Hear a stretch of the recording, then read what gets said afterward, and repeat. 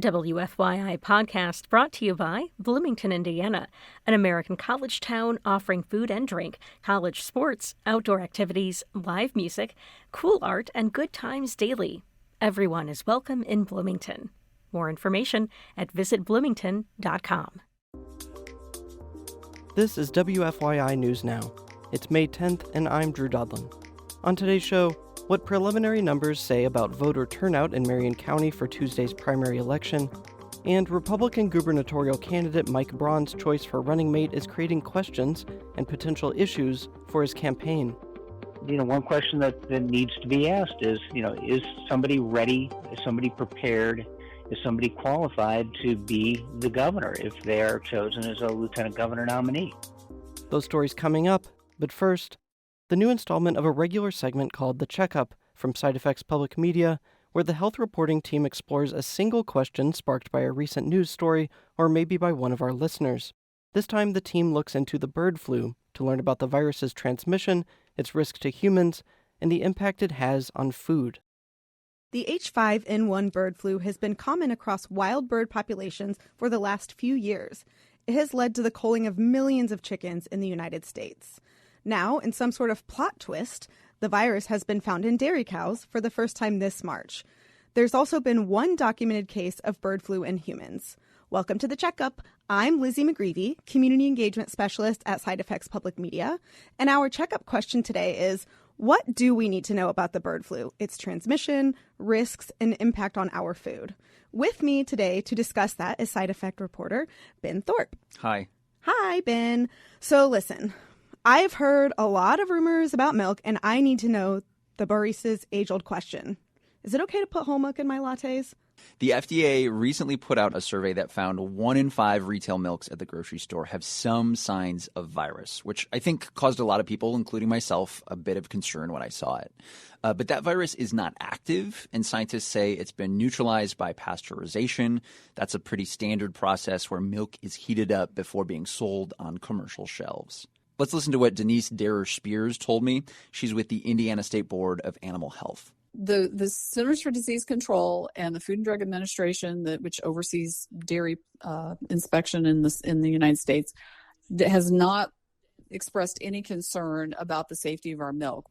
It's maybe worth mentioning here there are always risks associated with consuming unpasteurized milk, and that's especially true now in the midst of this outbreak. Okay, I'll take the oat milk out of my cart now. But what about other animal products? It's grilling season. Is it okay if I hypothetically want a 16-ounce juicy bone-in T-bone or New York strip? What about burgers? What about chicken wings, Ben? Cheese? Are we safe to eat these things? I feel like I need to get invited to your grill out. It sounds like you have everything there. The USDA's Food and Safety Service sampled ground beef from some of the states where dairy cows have tested positive for the virus. As of May 1st, those tests had all come back negative for H5N1. Animals are tested before and after slaughter, so the chance of contaminated meat or eggs is very low, according to some of the researchers that I spoke to. Birds also show very clear signs of an infection, and many die, making it kind of unlikely that a contaminated chicken would make it into our food supply undetected. Part of why we think so much of the milk has been contaminated is because there may be cows that aren't showing symptoms but are still shedding the virus into the milk. So basically like asymptomatic carriers. The USDA, of course, recommends proper handling of cooking and meats. That's always important to mention. So I guess as long as you feel comfortable cooking at the grill and cooking food thoroughly is going to be all right. Okay, so I can grill out, I can have my whole milk, but I have a little secret. Okay. I'm a world-class catastrophizer. I mean, could medal in the Olympics. So on a scale of peak pandemic era, we're talking March, April 2020, to liking your crush's Instagram post from 2017, how worried do we need to be about the effects of H5N1 on humans? Oh, we have the same brain, and it's not good for us. Not a good time. Is that why we're in this business? Sometimes I think it is.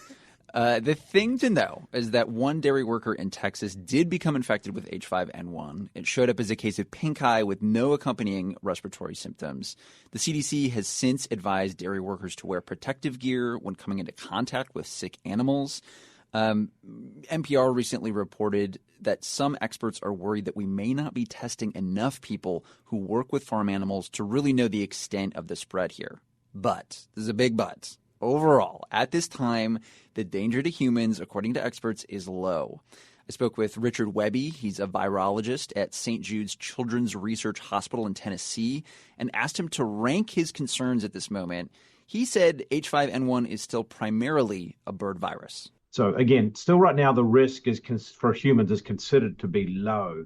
But the more opportunities we get for this virus to sort of try out different hosts, evolve within that host, the more contact there is between an infected animal and humans, that does raise that risk. So although it's low, I think the risk has gone up a little bit just because there's now more contact between people and an infected animal.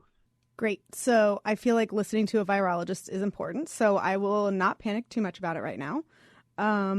Thank you for talking to us about this, Ben. It has been very insightful. Let's go get a burger and cover it in milk. Yeah, let's milk this for all it's worth. Okay. Was all that right. cheesy? No, they're going to take this off the air. Excellent. If you have worries about healthcare or your health, or have questions you're maybe too shy to ask your doctor, please let us know and we can try to get those addressed next time on The Checkup. Thanks, friends.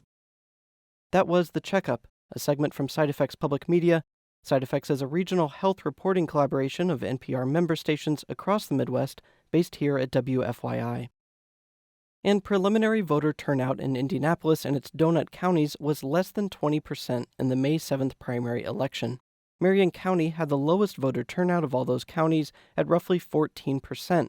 That's fewer ballots than during the 2020 primary election, which had a turnout of 22%. Only 16% of voters went to the ballot in Johnson County, which is less than half of what it was in 2020. Hamilton and Hancock counties both had a turnout of 19%. Official results from the County Elections Department will be posted in the coming weeks after provisional and military ballots are counted. The general election is November 5th. And for our final story today, Republican gubernatorial candidate Mike Braun's choice for running mate is creating questions and potential issues for his campaign. Braun picked first-term state representative Julie McGuire, a relative newcomer to the state political scene. Longtime political analyst Ed Feigenbaum says Braun's decision is an important one, considering he would be the second oldest person ever elected Indiana governor. One question that needs to be asked is somebody ready? Is somebody prepared? Is somebody qualified to be the governor if they are chosen as a lieutenant governor nominee? Lieutenant governor candidates are chosen by the state party convention delegates, and Republicans will have a convention fight on their hands. Ultra-conservative pastor Micah Beckwith is also running for LG.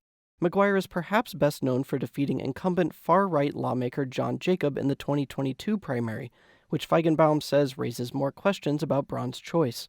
The social conservatives are decidedly not happy about Braun picking her, and there are some in that camp that might not have already migrated to Micah Beckwith who will be going with Team Micah. Feigenbaum says he's also heard there could be a third candidate for LG at the convention who hopes to be a more mainstream choice for social conservatives. That's all for today's episode of WFYI News Now. Our podcast is produced by the following people who live in your community: Abriana Herron, Kendall Antron, who composed the music for this podcast, and me, Drew Daudelin. Our news director is Sarah Neal-Estes. If you liked today's episode, remember to subscribe and share. And follow WFYI on Instagram, Facebook, and YouTube to check in on our newsroom throughout the day. Thanks for listening. We'll be back on Monday.